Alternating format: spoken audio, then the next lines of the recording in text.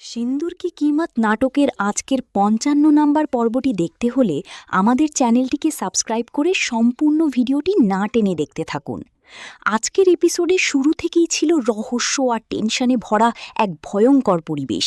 বাড়ির সবাই যখন ভূত ভূত বলে আতঙ্কে চিৎকার করছিল, তখন পুরো বাড়ি জুড়ে তৈরি হয় ভয়ের আবহ। অন্যদিকে মিঠির আচরণ দেখে সবার মনে সন্দেহ আরও বাড়তে থাকে।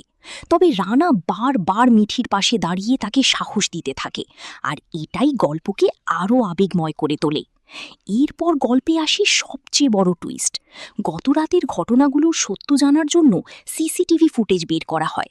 সুরেশ ভাইয়াকে ফুটেজ ফরওয়ার্ড করতে বলার পর একে একে সামনে আসতে থাকে চাঞ্চল্যকর তথ্য।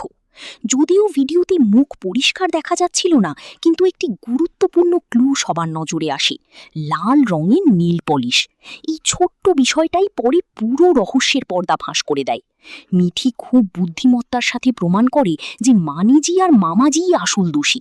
ফুটেজে তাদের নীল পলিশের রং দেখে সবাই বুঝতে পারে যে তারাই রানার ওপর গামলা ফেলার চেষ্টা করেছিল। এই সত্য প্রকাশ পাওয়ার পর পুরো পরিবার হতবাক হয়ে যায়। এতদিন যাকে সবাই ভুল বুঝেছিল, সেই মিঠি শেষ পর্যন্ত সত্যের পক্ষে দাঁড়ায়। সবচেয়ে আবেগঘন মুহূর্ত ছিল তখন, যখন পরিবারের বড়রা নিজেদের ভুল স্বীকার করে। তারা বুঝতে পারে যে সবসময় মিঠিকেই দোষ দেওয়া হয়েছে।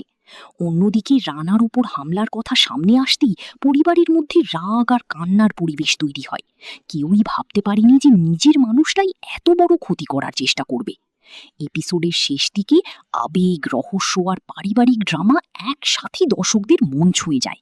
মিঠির সাহস আর বুদ্ধিমত্তা যেমন সবাইকে মুগ্ধ করেছে, তেমনি রানার প্রতি তার ভালোবাসাও আরও গভীরভাবে ফুটে উঠেছে।